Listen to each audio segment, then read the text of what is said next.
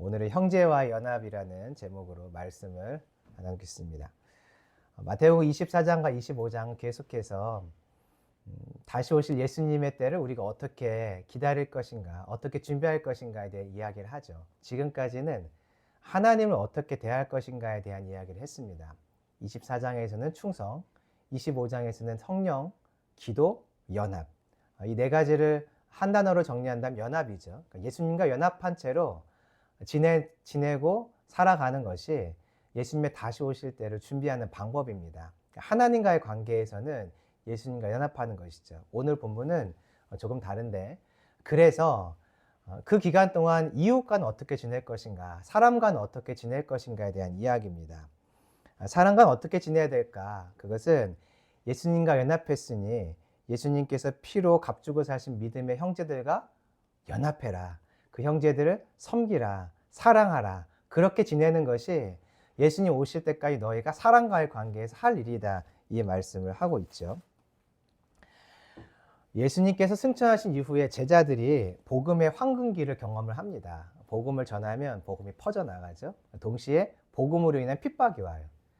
그 중에 핍박 중에 여러 가지 나와 있는데, 핍박을 받다 보니 먹을 것이 없고 마실 것이 없고 나그네 된 삶이 되죠. 먹고 마실 것이 없는 사람이 나그네잖아요. 나그네가 됩니다. 또 나그네의 삶을 살다 보니, 복음을 위해 살아가다 보니 몸도 아플 때가 있고 옥에 갇힐 때도 있습니다. 이때 이런 자들, 믿음으로 이 길을 걸어가고 있는 자들을 돕고 섬기는 것이 곧 성도가 해야 될, 교회가 해야 될 일, 연합의 일인 것이죠. 핍박의 때에는 연합하여서 함께 교회가 신부로서의 삶을 끝까지 지켜나가야 됩니다. 홀로 지켜나갈 수가 없으니까 교회가 연합해서, 교회가 교회를, 성도가 성도를 섬기며 이 길을 함께 걸어가는 것이죠. 그래서 그날에 그 길을 걸어가려면 오늘부터 훈련을 해야 됩니다. 내 주위에 어려움 가운데 있는 성도, 어려움 가운데 있는 교회들을 살펴보고 돕는 훈련. 이 훈련을 해야 그때 가서도 그 일을 할 수 있는 것이죠. 그런데 여기서 예수님이 우리가 섬겨야 할 대상을 조금 더 세분화해서 말씀을 하고 계세요. 지극히 작은 자다. 지극히 작은 자를 구약과 신약에서 각각 말을 하는데, 구약에서는 믿음을 떠나 징계를 받다가 결국에 죽게 돌아올 이스라엘을 지극히 작은 자라고 합니다. 신약에서는 믿음 없이 예수님을 핍박하다가 결국 죽게 돌아오는 바울과 같은 자를 지극히 작은 자라고 하죠.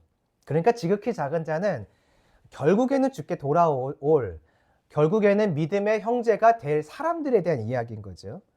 교회는 앞으로 한 몸이 될 사람들을 바라보면서 믿음의 눈으로 그들을 찾고 그들을 발견하고 그들도 섬길 수 있어야 하는 것이죠. 마치 지금 보면 죽게 돌아오지 않을 것 같은 자들, 저 사람은 버려진 것 같아, 예전에는 같이 신앙생활을 했지만 버려진 것 같아 라고 생각되는 그 사람, 그리고 저 사람은 결코 돌아오지 않을 저 사람은 결코 주님 믿지 않을 것 같아 라고 하는 그 한 사람, 그 한 사람까지도 믿음의 눈으로 보고 하나님이 나의 형제 자매가 될 것을 기대하면서 그 믿음으로 그들을 섬기는 연합의 자리로 들어가야 합니다. 그러면 그 섬김을 받은 자들이 예수님 앞에서 나의 증인, 증거가 되어주는 것이죠.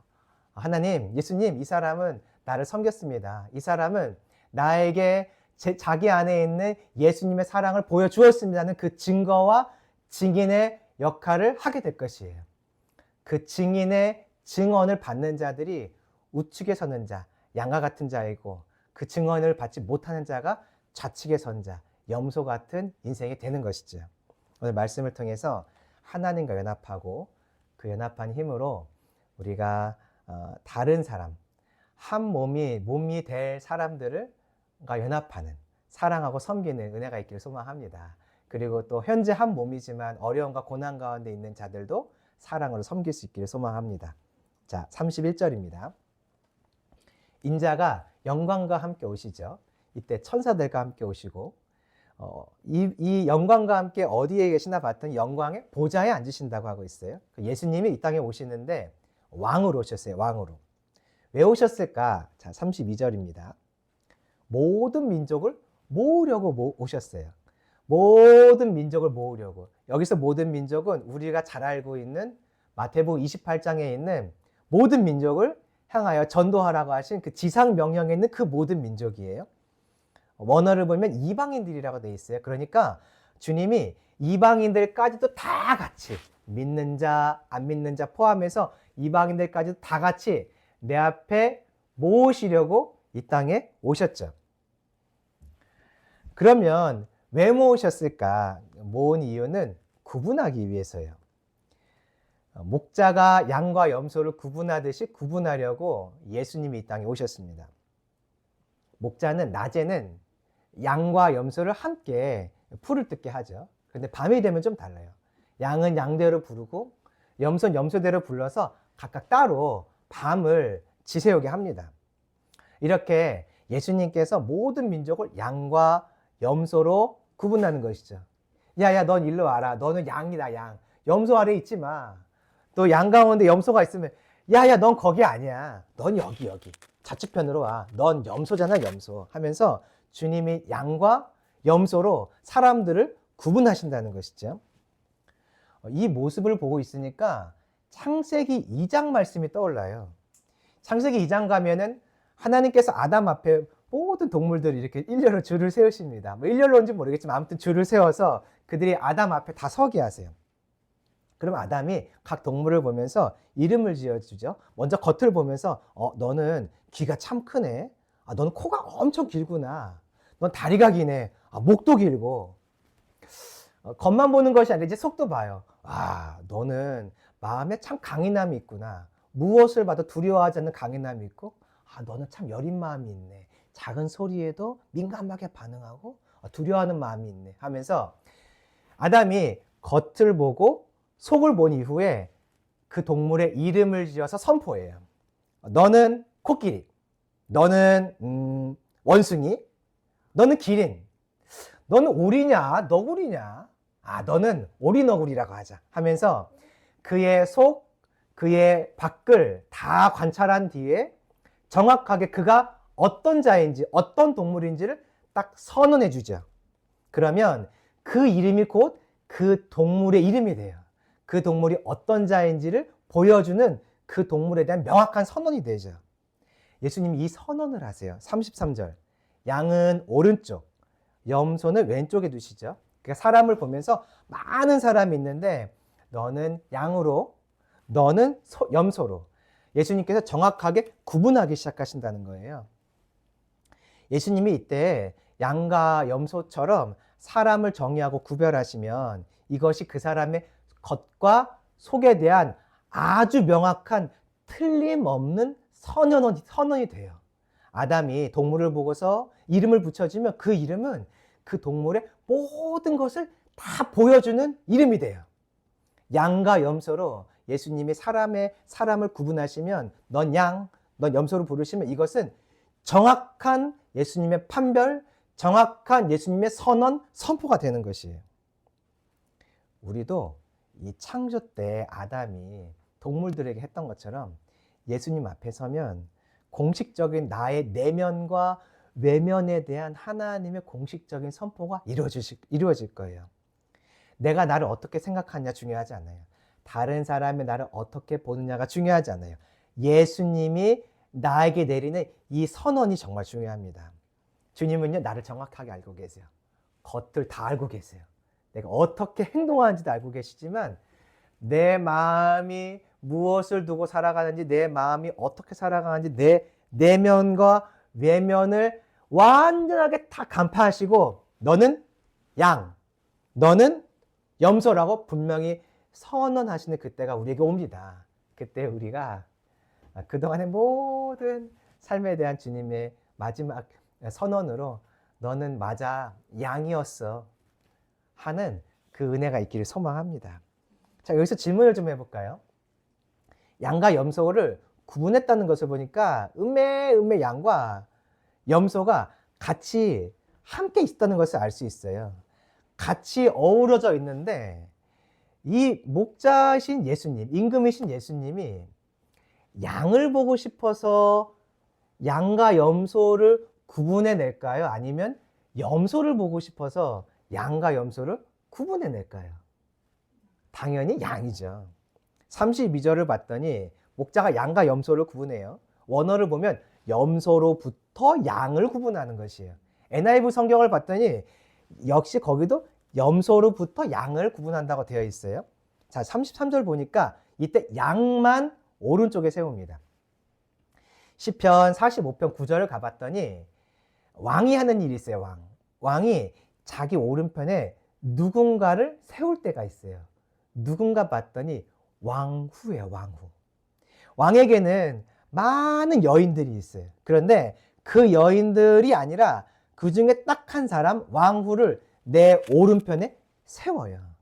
나의 참 신부, 내가 가장 사랑하는 여인 한 사람을 내 오른편에 세운다는 것이죠. 예수님께서 지금 왕으로 오셔가지고 양과 염소를 다 구분해냈어요. 그리고는 양을 내 오른편에 두세요. 무슨 뜻일까요? 내 사랑, 내 신부를 내 오른편에 세워서 보고 싶다는 거예요. 보고 싶다는 거.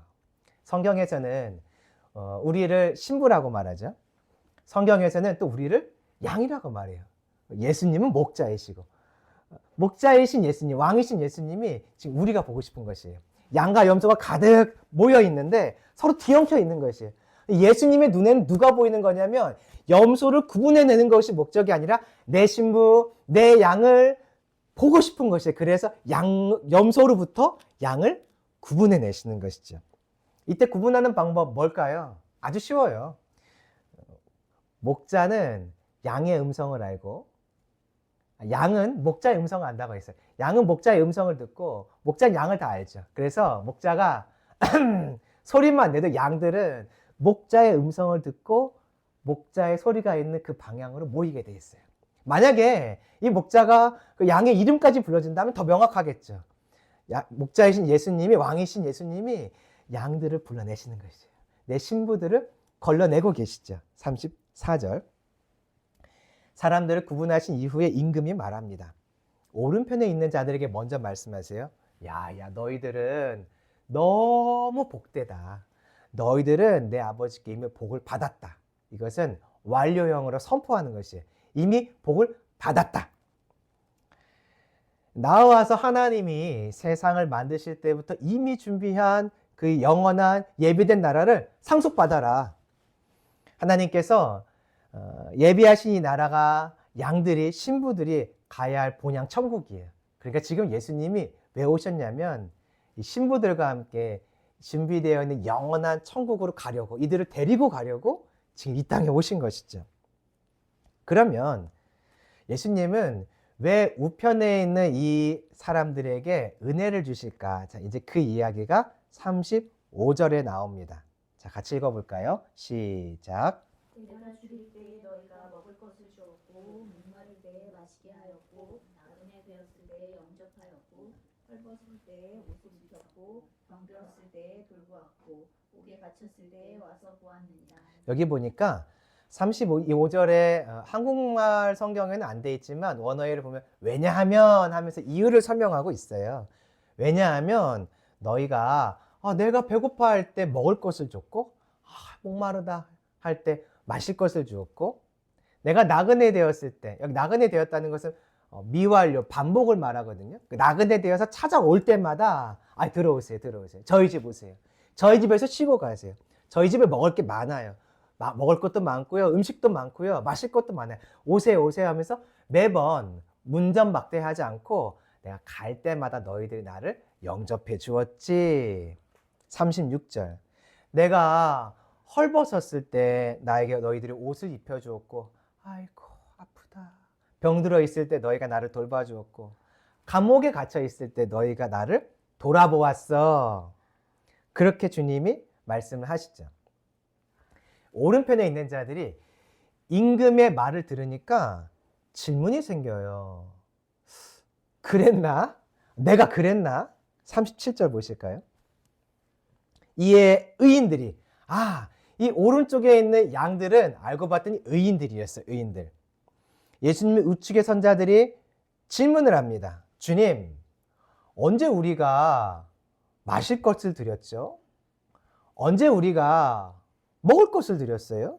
38절. 언제 우리가 영접했어요? 언제 저희 집 찾아오신 적이 있나요? 전 주님께 옷을 드린 적이 없는데 언제 옷을 드렸나요? 39절. 아, 임금이도 아프신 때가 있었어요? 아, 죄송해요. 못 알아봐서 몰랐어요. 근데 제가 언제 병든 것을 보고 찾아갔습니까? 아이고, 감옥에도 가셨었네요. 제가 언제 감옥에 가신 걸 찾아봤어요? 돌아봤어요? 저는 아무리 생각해도 기억이 안 나요. 주님 혹시 오해하신 거 아니에요? 다른 사람을 오해하신 거 아니에요? 40절. 그러자 임금이 대답을 합니다. 같이 읽어보실까요? 시작. 임금이 대답하여 이르시되 내가 진실로 너희에게 이르노니 너희가 여기 내 형제 중에 지극히 작은 자 하나에게 한 것이 곧 내게 한 것이라 하시고 너희가 여기 내 형제 중에 지극히 작은 자 하나에게 한 것이 나한테 한 것이지. 알고 봤더니 내 형제, 예수님의 형제를 대한 것을 예수님은 자기를 향하여 한 것으로 받으셨어요. 나는 사람에게 했는데 예수님은 그것을 자신에게 한 것으로 받으셨어요. 예수님이 성경에서 누구를 형제라고 했는가 이것을 살펴보면 하나님의 뜻대로 행하는 자가 내 형제요 자매라고 말씀을 하셨죠. 그러니까 하나님의 말씀을 따라 살아가는 자들이 예수님의 형제예요. 예수님의 제자들을 말하는 거죠. 예수님께서 이 제자들에게 주신 것이 있고 안 주신 것이 있어요.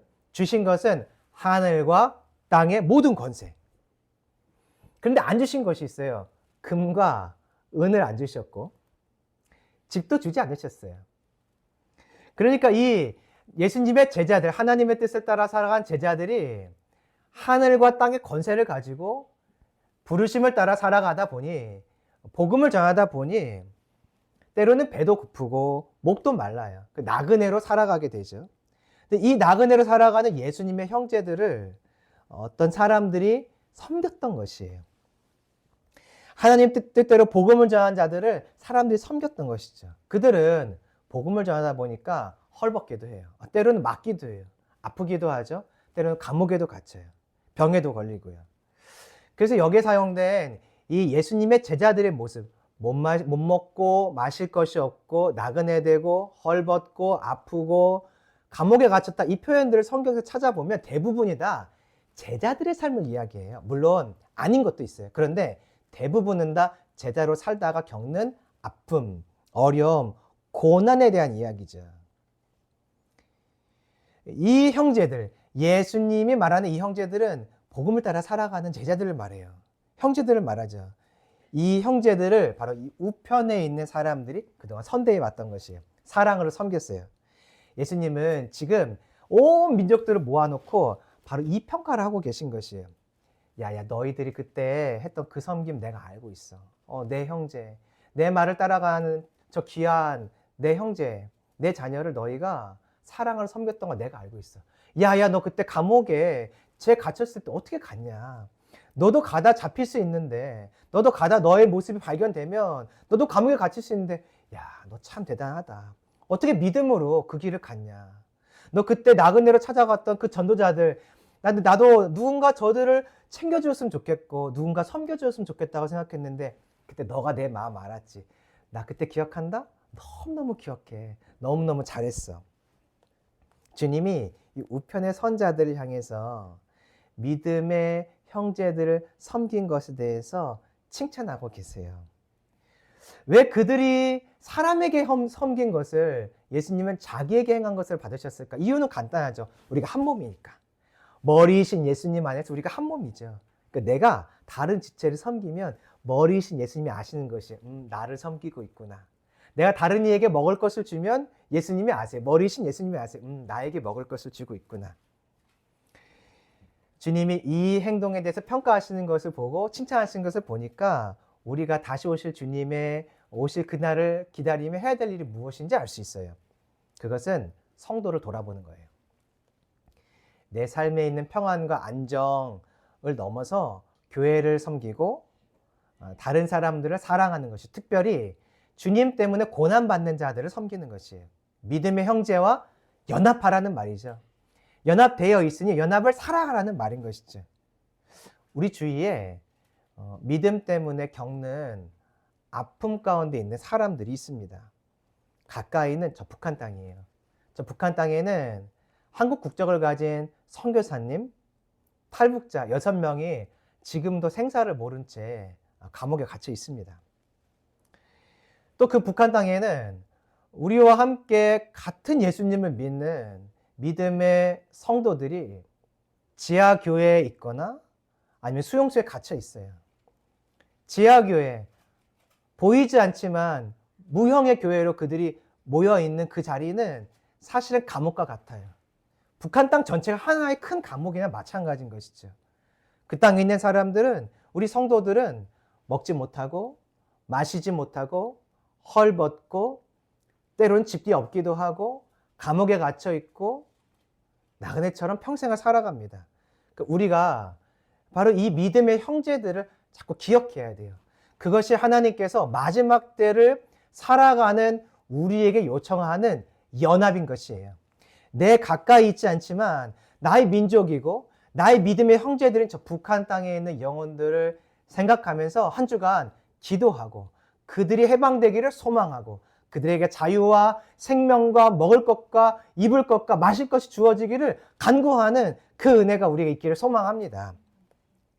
가까이 있는 사람들도 돌아봐야 돼요. 우리 가까이에는 주님 안에 있는데 여전히 힘들고 어려운 사람들이 있습니다. 이번 한 주간은 그들을 찾아서 돕고 나의 위로가 필요한 사람, 격려가 필요한 사람들이 누군가인가 확인해보고 그들을 돕는다면 그것은 곧 마지막 때를 준비하는 길이 되겠죠. 우리가 그런 형제를 도와야 합니다. 자, 그런데 여기서 예수님이 말씀하실 때 그 형제에 대한 구체적인 표현이 있어요. 어떤 표현이냐면 지극히 작은 자다. 성경에서 지극히 작은 자에 대한 표현들이 있거든요.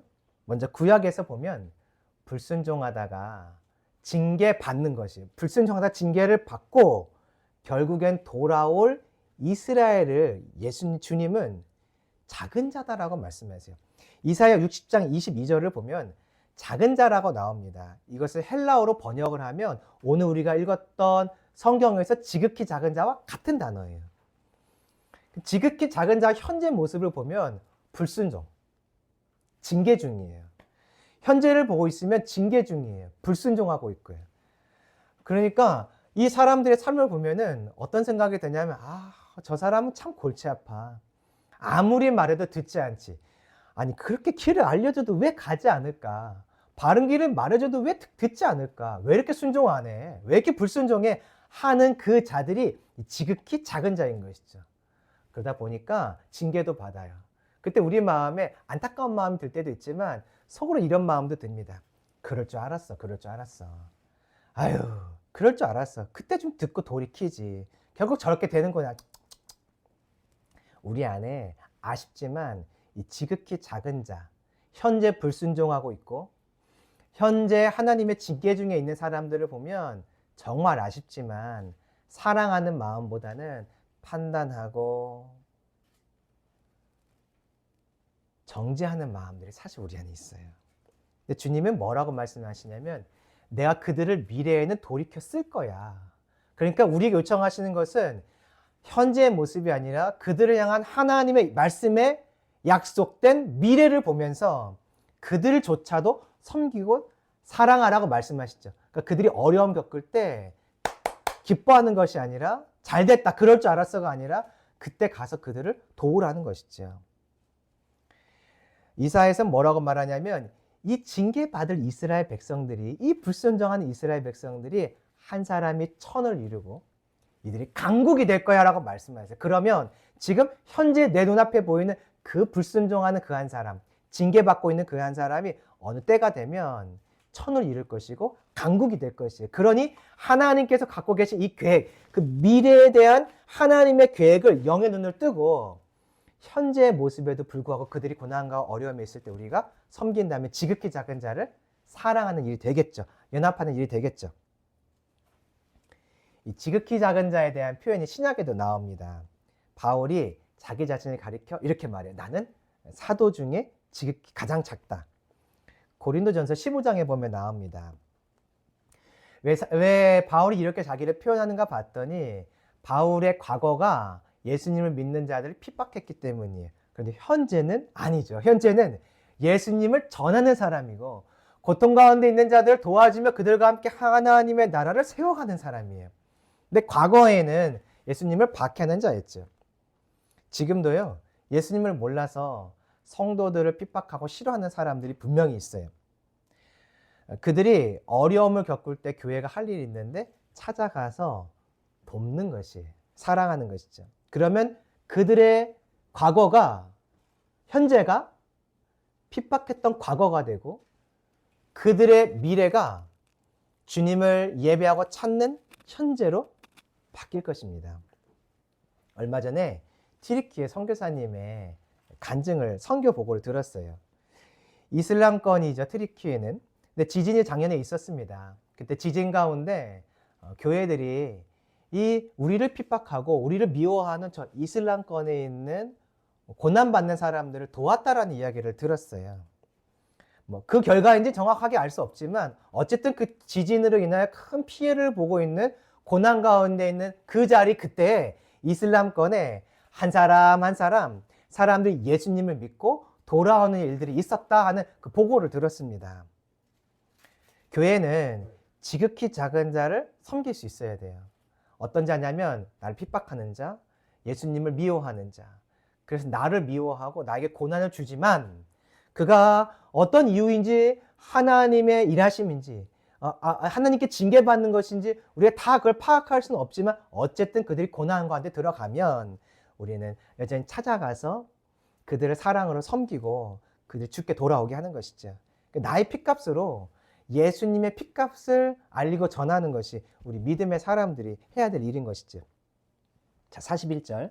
이제 왼편에 있는 자들을 향해 말씀하십니다. 41절 같이 읽어보겠습니다. 41절 시작. 또 왼편에 있는 자들에게 이르시되 저주를 받은 자들아 나를 떠나 마귀와 사자들을 위하여 예비된 영원한 불에 들어가라. 이제는 왼편에 있는 사람들에게도 말씀을 하세요. 너희는 저주받았다. 또 역시 완료형으로 선포하세요. 이 왼쪽에 있는 사람들 마음에 이런 것들이 있었어요. 저 예수님 믿어서 뭐해? 저 예수님 믿으면 뭐 하라는 것도 많고 하지 말라는 것도 많고 그 예수가 무슨 또 힘이 되고 소망이 되겠어? 하며 예수님 없이 살아가는 것도 복되다. 예수님 없이도 복되게 살아갈 수 있다고 믿었던 자들이 여기에 있는 것이죠. 그런데 그들이 그날 깨달아요. 예수님이 왼편에 세우시며 너희들은 저주받았다라고 선포할 때 깨달아요. 아, 이게 아니었구나. 이렇게 사는 것이 복이 아니었구나. 그리고는 말씀합니다. 너희는 마귀와 그의 사자들을 위해 준비된 영원한 불에 들어가라. 나를 떠나가라. 예수님을 떠나 사는 것이 복인 줄 알았더니 예수님을 떠나 살면 영원한 불, 지옥이고 죽음이구나. 그때 가서 깨달아야 하지만 아쉽지만 그땐 소망이 없어요. 그럼 이제 질문을 해야 되는데 왜 주님이 이렇게 판결을 하실까? 자, 42절 보실까요? 앞에랑 같아요. 내가 줄인데 너희들이 먹을 것을 주지 않았어? 내가 목마른데 마시게 하지 않았어? 43절. 내가 나그네 되었는데 영접하지 않았어? 내가 자주 찾아갔지? 근데 항상 너희들 문전박대하더라. 헐벗었을 때 입히지 않았지? 병들었을 때 돌보지 않았어? 옥에 갇혔는데 너희들 찾아오지 않더라? 44절. 이것은 같이 읽어볼까요? 시작.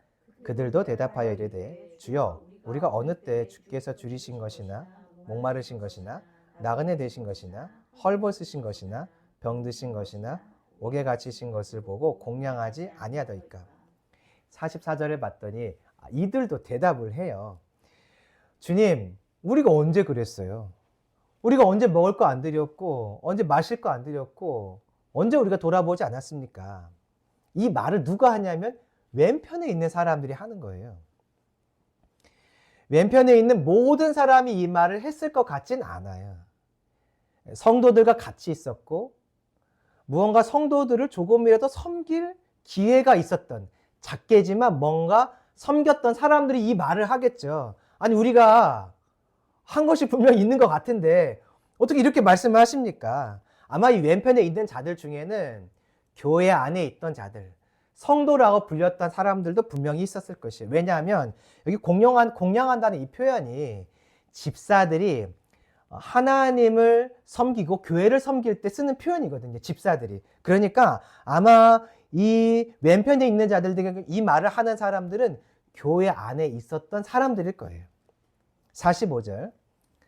그들에게도 지극히 작은 자들이 왔다 갔습니다. 그들 눈에 그런데 줄이고 목마르고 헐벗고 옥에 갇힌 자들이 보이지 않았던 것이에요. 하나님은요, 그들에게도 기회를 주셨어요. 연합할 수 있는 기회를 주셨지만 그들은 관심 갖지 않고 돌아보지 않았죠. 이유는 간단해요. 내가 예수님과 연합해 있지 않기 때문에 연합한 사람이 안 보인 거예요. 내가요, 연합해 있는 사람이면 연합해 있는 사람이 보이고 연합하지 않았으면 연합한 사람이 안 보입니다. 예수님과 연합한 사람은 오늘 본문에 봤더니 결국 충성하다 고난을 겪죠. 그 고난을 겪어보니 아는 거예요. 그 길을 걸어가는 사람들의 배고픔, 목마름, 헐벗음, 옥에 갇힘, 병들어 아픔, 이게 뭔지 아니까 그 길을 걸어가는 사람을 보면 나도 섬기게 되는 거죠. 즉 연합한 자, 예수님과 연합한 자의 눈에 예수님과 연합한 사람이 보여서 그들을 섬겼던 것이죠. 그렇다면 왼편에 있는 자들은 어떤 자들일까요? 예수님 안에 있는 것 같이 보였지만 연합하지 않았던 것이에요. 그러니 연합한 자들이 눈에 보이지 않아서 결국 섬기지 않았던 것이죠. 주님은 이런 지극히 작은 자들을 섬기길 요청하세요. 그러니까 우리가 마지막 때를 준비한 방법은 무엇이냐면 첫 번째는 하나님과 연합하는 것이죠. 예수님과 연합. 그 다음에 둘째 해야 될 것이 무엇이냐면 예수님과의 연합을 내 삶으로 살아내는 것이에요. 그것은 성도, 지극히 작은 자들을 섬기고 사랑하는 것이죠. 46절. 이러한 연합이 없는 자들, 연합을 몰랐고 연합을 살아내지 않는 자들은 영벌에 들어갑니다. 아는 자들, 경험한 자들은 영생에 들어가죠. 자, 여기서 우리 마지막 한 가지만 더 살펴볼까요? 혹시 예수님이 양과 염소를 구분할 때 혹시 실수하지 않을까? 혹시 실수하지 않을까? 그런 일은 결코 없어요. 결코 없어요. 왜냐하면 왼쪽에 세운다 할 때 이 왼쪽이라는 말은 어근을 찾아보면 잘 안다, 잘 분석한다라는 뜻이 있어요. 하나님은요, 왼편에 사람을 세울 때 정확하게 알고 계세요. 예수님은요, 왼편에 사람을 세울 때 정확하게 알고 계세요. 그 사람이 내 음성을 듣는 자인지, 나와 연합하는 자인지 아닌지를 정확히 알고서 그들을 저주 받았다고 정확하게 선포하세요. 여기 이때 실수는 절대 없어요. 그들이 믿음의 사람들, 하나님의 사람들을 돕지 않았다는 것을 정확하게 알고 계세요. 그래서 그들을 왼편에 세우시고 영원한 벌에 처할 거라고 말씀하시죠. 근데 잘 생각해 보세요. 왼편이라는 단어가 잘 안다, 잘 분석했다라는 뜻이 있어요. 그러면 주님은 나를 잘 알까요? 잘 모르실까요? 나를 잘 알죠. 그런데 내가 나의 삶을 돌아보는 거죠. 나는 항상 그러면 내 삶을 넘어서 성도들을 돌아보며 믿음의 길을 걸어가는 자들이 아프고 고난 가운데 있는 자들을 잘 돌봤는가? 가까이 북한에 있는 영혼들을 나는 그럼 그동안에 생각하고 그들을 위해 무언가 기도라도 하고 섬기며 살아갔는가? 잘 돌아보면 나도 그렇게 살지 않았어요. 내 삶이 바빴지. 부르심을 향해 살아간 것이 아니라 나도 역시 믿음의 사람들, 형제들 돌보지 못했어요. 나 역시 오늘 불순종하는 그 징계받는 사람들 보면서 그들을 향해 섬길 마음도 잘 갖지 않았어요. 나를 핍박하는 자들을 위해 더 많이 기도하며 그들 주께 돌아오길 간구하지 않았어요. 그럼 나는 왼편에 서야 될까요? 오른편에 서야 될까요? 나도 왼편에 서야 될 사람인 거죠. 다시 기억해야 돼요. 주님이 나를 정말로 잘 아세요. 정말로 잘 아세요. 그렇다는 것은 무엇일까요? 지금 나를 정말로 잘 아신다는 것은 내가 예수 그리스도의 의로 옷 입었다는 것을 정확하게 아시는 것이에요. 그래서 주님이 나를 볼 때는 내 죄와 나의 약함과 실수가 보이지 않아요. 나의 죄를 동에서 서가 먼 것처럼 주님 멀리 보내셨고 더 이상 기억하지 않는다고 말씀하셨잖아요. 주님이 사람을 왼편에 세우실 땐 잘 아신다는 뜻이에요. 그 사람. 주님은 나를 잘 아세요. 무엇만 잘 아시냐면 내가 예수 믿고 구원받았고 예수 믿고 연합했다는 그 사실 하나만 아주 잘 아세요. 그래서 우리가 사실은 왼편에 서야 될 자지만 오른편에 서 있다는 것은 의인으로 불린다는 것은 은혜인 것입니다. 자, 말씀을 정리해 볼까요? 마지막 때를 향해 가는 우리에게 주님이 두 가지를 요청하세요. 첫 번째는 하나님과의 관계에서 예수님과의 연합. 두 번째는 사랑과의 관계에서 신앙, 믿음의 형제들과 연합. 특별히 지극히 작은 자, 오늘 불순종하고 있는 그 사람과 연합하길 원하시고 나를 핍박하는 그 사람, 고난에 있으면 사랑으로 연합하기를 주님은 원하세요. 그럼 마침내 그들도 결국 주께 돌아와서 내가 주님 앞에 서게 됐을 때 나의 증인이 되어줄 거예요. 주님이 이 사람을 오른편에 세울 때 예수님 맞아요. 저 사람 내가 핍박했는데 그렇게 핍박했는데 그때 내가 어려움 고난이 있을 때 저 사람 나를 찾아와서 도와주고 사랑해줬어요. 예수님이 한 양을 또 무리 중에 양의 무리로 염소 무리 중에 옮길 때 또 한 사람이 말할 거예요. 예수님 저 사람 여기 오는 거 맞아요. 내가 그렇게 불순종하고 그렇게 내가 말씀대로 살지 않았는데 나한테 끝까지 권면하며 나를 사랑으로 보듬어서 결국 저도 이 자리에 있잖아요. 양의 자리에. 저 사람 덕분에 주님 정확하게 판단하셨어요. 정말 주님 너무너무 잘하셨습니다. 우리가 결국 믿음의 삶으로 연합을 살아가면 그들이 주님 앞에서 나의 증인이 되어줄 것이고 나의 증거가 되어줄 것입니다. 이번 한 주간은 우리가 이 연합의 삶, 형제와 연합의 삶을 살아내기를 소망합니다. 특별히 북한에 있는 억류된 우리 민족들, 그리고 그 중에 신앙의 길을 함께 걸어가는 우리 형제들 위해서 해방과 회복을 놓고 기도하고 통일을 놓고 기도하고 그들에게 은혜가 있기를 우리 간구했으면 좋겠습니다. 특별히 우리 주위에 내가 혹시 섬겨야 될 믿음 형제가 누구인가, 어려움 가운데 있는 자가 누구인가를 찾아보고 이번 주는 꼭 그들을 섬기고 어떤 방식으로는 하나님이 기뻐하시는 방식으로 사랑하고 섬기고 격려하고 위로하고 이 말씀을 살아냈으면 좋겠습니다. 그것이 곧 마지막 때를 준비하는 방법입니다.